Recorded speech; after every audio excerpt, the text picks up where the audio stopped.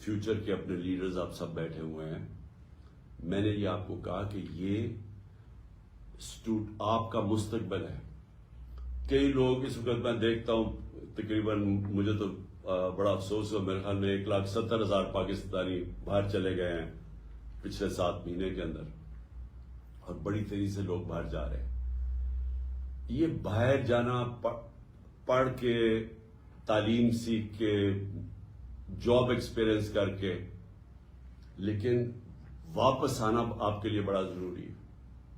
دیکھیں، آپ کو اس ملک کے لیے اسٹرگل کرنی چاہیے بجائے باہر بھاگ جانے کے. جب تک آپ اس ملک کے اندر جدوجہد نہیں کریں گے، آپ اپنے ملک کو نہیں بچا سکیں گے. اللہ نے آپ کو ایک ایسا ملک دیا ہے، آپ کو کسی کو اندازہ نہیں ہے. مجھے اندازہ ہے. میں پہلے تو سارا پاکستان پھرا ہوا ہوں، دوسرا میں 3.5 سال اقتدار میں رہ چکا ہوں. اس ملک کو اللہ نے کسی چیز کی کمی نہیں دی. ہمیں صرف ایک ہی مسئلہ ہے، ہمارے ملک میں انصاف نہیں ہے. اور اس کے اوپر حضرت علی کا قول ہے کہ کفر کا نظام چل جائے گا لیکن نا انصافی اور ظلم کا نظام نہیں چل سکتا. یہ آپ کے سامنے وہ ہو رہا ہے. یہ وسائل کی کمی نہیں ہے، یہ انصاف کی کمی ہے. انصاف ہی آزاد کرتا ہے قوم کے پوٹینشل کو. آزاد قوم ہی بڑے کام کرتی ہیں. جو میں حقیقی آزادی کی کیمپین میں کر رہا ہوں اس وقت، اور انشاءاللہ جب تک میں زندہ ہوں میں کرتا رہوں گا. ہم نے اگر اوپر آنا ہے، ہم نے اپنے آپ کو آزاد کرنا ہے. اور آزادی سب سے پہلے انصاف سے ملتی ہے. ہمیں اس نا انصافی کے خلاف سب کو آواز بلند کرنی ہے. آپ کو اللہ نے آپشن نہیں دی نیوٹرل رہنے کی، چپ کر کے گھر میں بیٹھنے کی. آپ کو اس نے اجازت ہی نہیں دی. انسانوں کو تو اس نے کہا ہوا اللہ نے کہ انسان کا تو بڑا درجہ ہے. انسان یہ نہیں آپشن وہ کر سکتا کہ اچھا جی اور کوئی آ کے اگر ملک میں ناانصافی ہے تو لوگ جدوجہد کریں گے، میں آرام سے چپ کر کے گھر میں چوڑا ہو کے بیٹھوں گا. وہ معاشرے مر جاتے ہیں.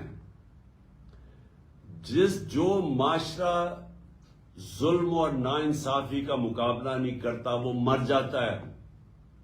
ایرسٹوٹل 2500 سال پہلے اس نے کیا کہا تھا؟ اس نے کہا تھا اگر معاشرہ میں ناانصافی ہوگی، سارے شہری نکل کے ظلم کے اور ناانصافی کے خلاف کھڑے ہو جائیں گے. سب شہری کھڑے ہو جائیں گے. لیکن اس نے کہا سوائے 2 طبقوں کے. ایک وہ طبقہ نہیں کھڑا ہوگا جو کہ بزدل ہے. وہ ڈرے گا کہ میرے اوپر کیس ہو جائے گا، FIR ہو جائے گی، وہ یہ ہو جائے گا، وہ ہو جائے گا، میں مر جاؤں گا، مجھے یہ ہو جائے گا. ایک تو وہ بزدل طبقہ نہیں نکلے گا.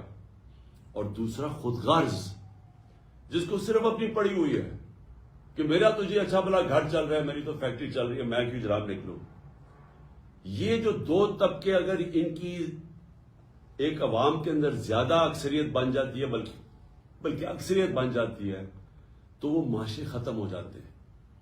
زندہ معاشرے ہمیشہ ظلم و ناانصافی کے خلاف جہاد کرتے ہیں. اس لیے جو میری یہ جو حقیقی آزادی کی میں جو نکلا ہوا ہوں تحریک چلانے کے لیے، اس کو میں جہاد کہتا ہوں.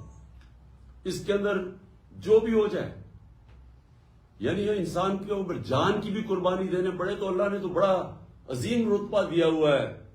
جو کہ اپنی آزادی کے لیے لڑتا ہے اس کو تو اللہ نے شہادت کا رتبہ دیا ہوا. اس لیے میں آپ سب کو آخر میں یہ کہنا چاہتا ہوں کہ وہ پاکستانی، وہ آدمی جس کو اللہ سب کچھ دے بیٹھا ہے، میں صرف اور صرف اس کے لیے نکلا ہوا ہوں اپنی قوم کے لیے، آپ کے لیے، آپ کے مستقبل کے لیے. کیونکہ غلاموں کا کوئی مستقبل نہیں ہے. یہ بھی کوئی مستقبل نہیں ہے کہ میں ویزا کٹا کے باہر چلا جاؤں گا. میں نے 20 سال اپنی زندگی کے باہر گزارے ہوئے ہیں. میں تو سٹار تھا. مجھے تو ہر قسم کا جو معاشرہ تھا وہ اپناتا تھا، کیونکہ سب سٹار کے ساتھ ملنا چاہتے ہیں. میرا تو بہت بڑا نام تھا. لیکن ایک دفعہ بھی میں نے یہ نہیں سوچا کہ میں پاکستان کے علاوہ کوئی اور ملک کو اپنا گھر بنانا چاہتا ہوں.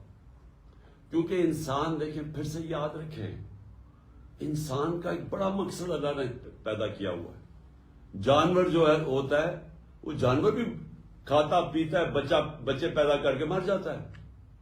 تو اگر انسان کا وہی مقصد رہ گیا کہ میں اپنی ذات میں بھی کھا پی کے بچے پیدا کر کے مر جاؤں، تو آپ میں جانوروں پہ تو کوئی فرق نہیں رہا.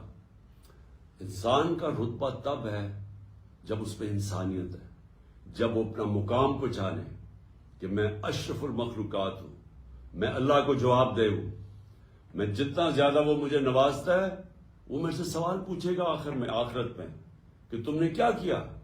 اور آپ سب کیونکہ یونیورسٹی اور کالج اسٹوڈنٹس ہو، آپ کے اوپر زیادہ ذمہ داری ہے، اور زیادہ ذمہ داری ادھر سے شروع ہوتی ہے معاشرے کے لیے کہ جب آپ یہ دیکھتے ہیں کہ یہ سارے بڑے بڑے ڈاکو دندراتے پھر رہے ہیں تو آپ نے چپ کر کے نہیں بیٹھنا.